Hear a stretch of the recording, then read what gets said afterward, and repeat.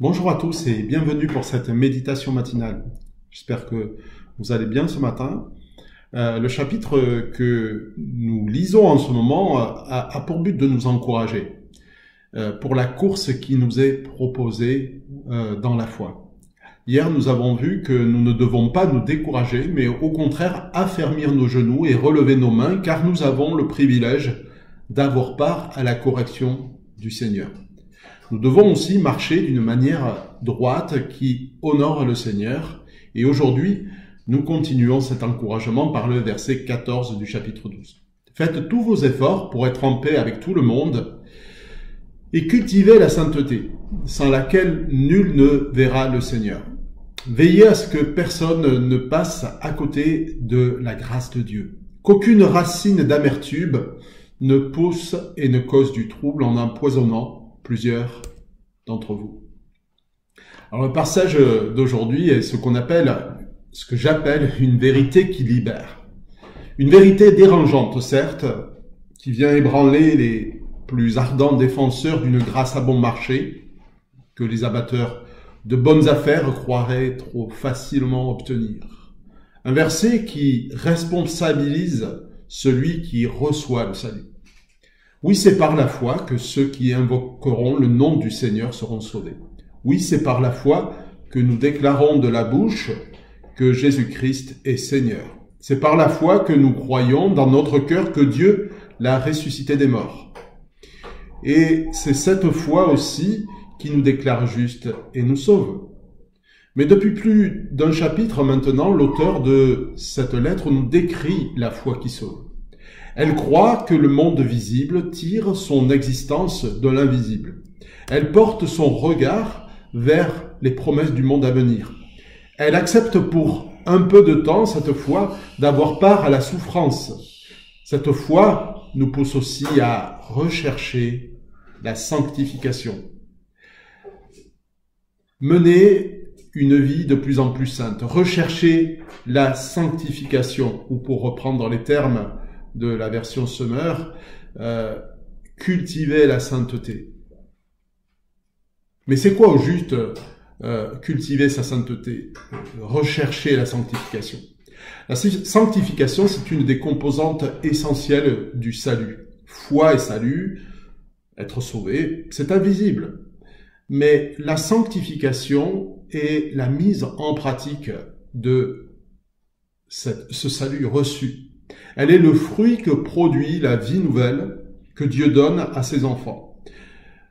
La sanctification révèle l'authenticité de la foi. Cette sanctification est d'ailleurs appelée une vie de plus en plus sainte, consacrée, ailleurs une vie digne de l'appel qui nous est adressé, par exemple dans l'Épître aux Éphésiens, une conduite digne du Seigneur et qui lui plaise à tous égards, c'est le cas dans Colossiens. Une vie qui honore Dieu dans tous ses aspects, nous le voyons dans 1 Corinthiens 6 et dans 2 Thessaloniciens.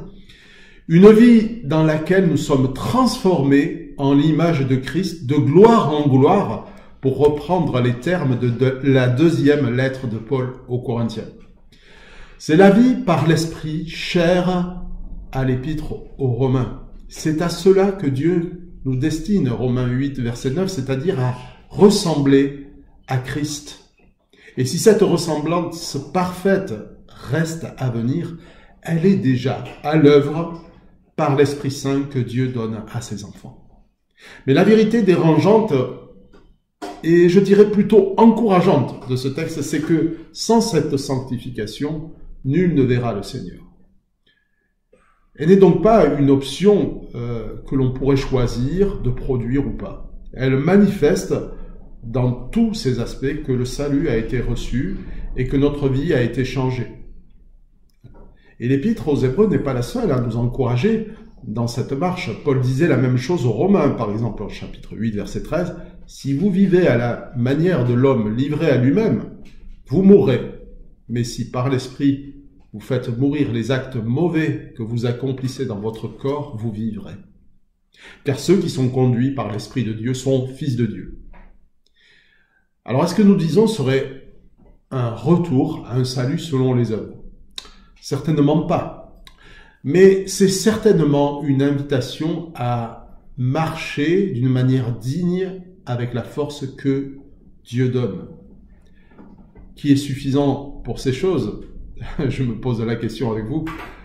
Comment vivre d'une manière parfaite qui honore le Seigneur? Et c'est là que l'Évangile est une bonne nouvelle.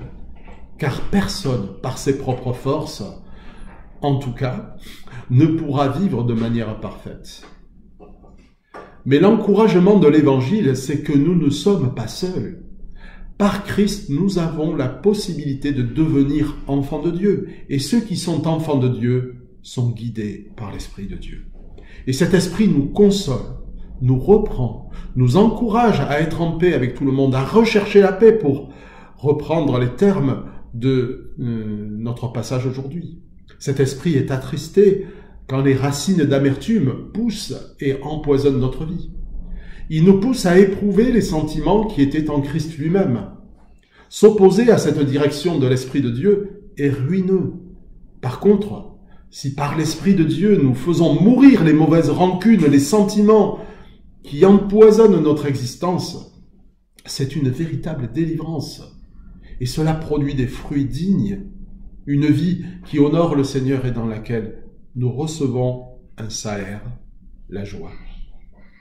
Dieu rémunère une vie vécue dans la foi par la joie. Notre texte, aujourd'hui en tout cas, se termine par ce dernier encouragement que personne ne passe à côté de la grâce de Dieu. Et le contexte nous montre que, ici, la grâce de Dieu, c'est d'avoir part à la correction du Seigneur, d'une part.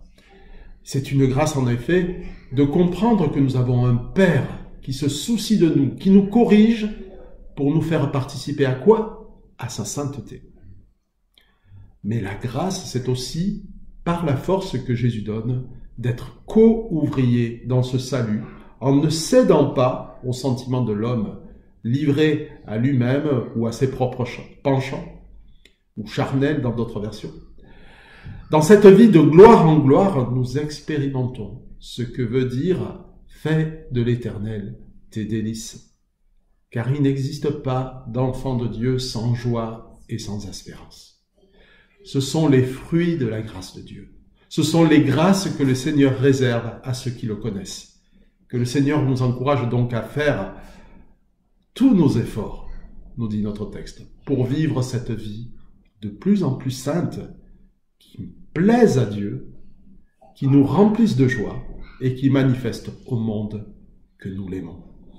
Bon courage à chacun, bonne journée et que le Seigneur vous bénisse. À bientôt.